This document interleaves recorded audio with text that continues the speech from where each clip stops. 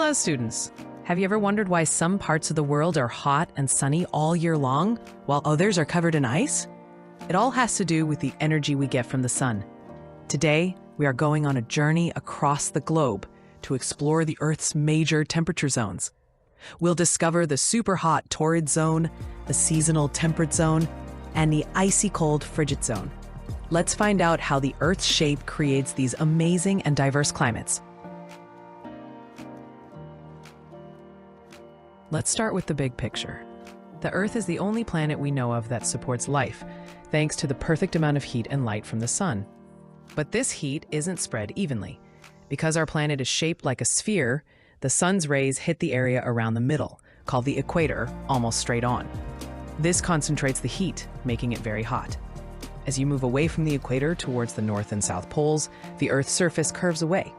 The sun's rays strike these areas at a slant, spreading the same amount of energy over a much larger area, which results in colder temperatures. This difference in heating divides our planet into 3 distinct bands or temperature zones.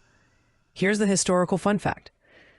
The system of classifying the Earth into these climate zones was actually developed by the famous Greek philosopher Aristotle.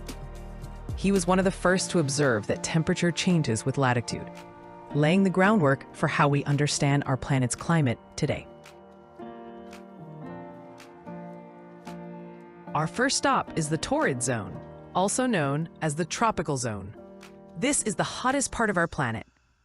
It's the wide belt that wraps around the Earth's middle, stretching from a line called the Tropic of Cancer in the north to the Tropic of Capricorn in the south. Here, the sun is almost directly overhead for most of the year. This means the climate is consistently hot and there isn't much temperature change between seasons. Instead of summer and winter, seasons are often defined by rainfall as wet and dry. This zone is incredibly diverse, containing everything from steamy rainforests to vast grasslands and scorching deserts. Did you know?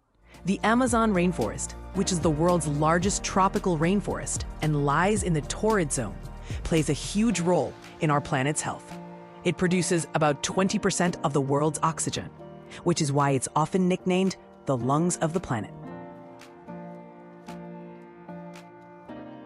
Next, let's move away from the equator into the temperate zones. There's one in the northern hemisphere and one in the southern hemisphere. These zones lie between the hot Torrid zone and the icy Frigid zones. Here, the sun is never directly overhead. Its rays always strike the ground at an angle. This leads to a milder, or temperate, climate that's neither extremely hot nor extremely cold. The most famous characteristic of the temperate zone is its 4 distinct seasons. The change in angle of the sun throughout the year gives us the wonderful cycle of spring, summer, autumn, and winter.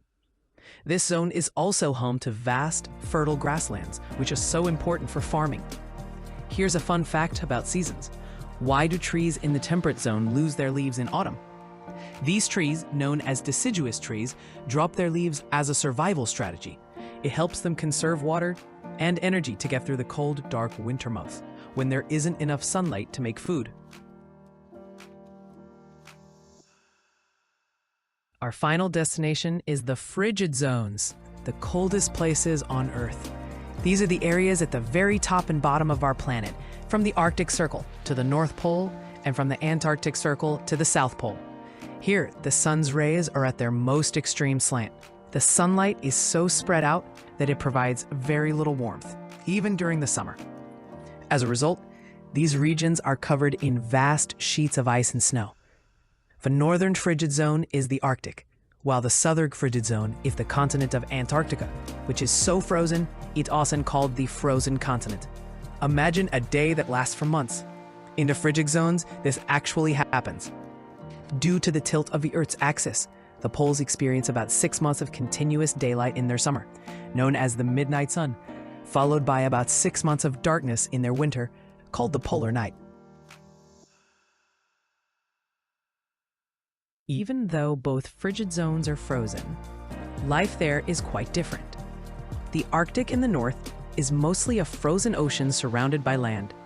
It is home to unique animals like polar bears, walruses, and reindeer, and has been inhabited for thousands of years by indigenous peoples, such as the Inuits, who have adapted to survive in the extreme cold.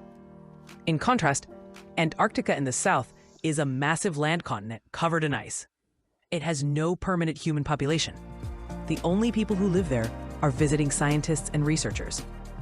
Its famous residents are animals like penguins and seals, who are perfectly adapted to the icy land and frigid waters.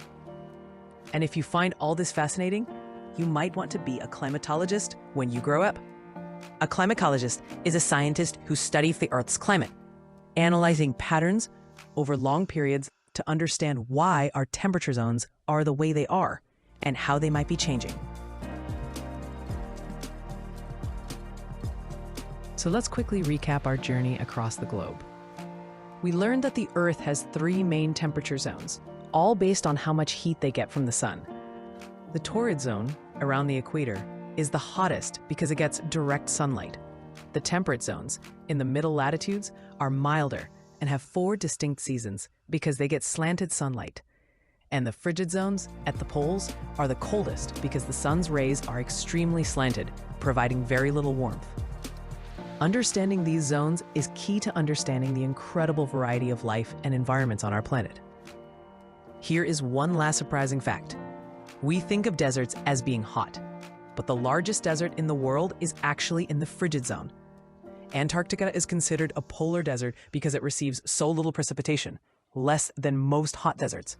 It's the coldest, highest, and driest continent on Earth.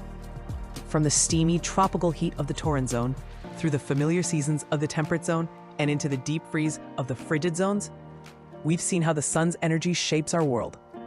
These climate bands are what make our planet so diverse and interesting.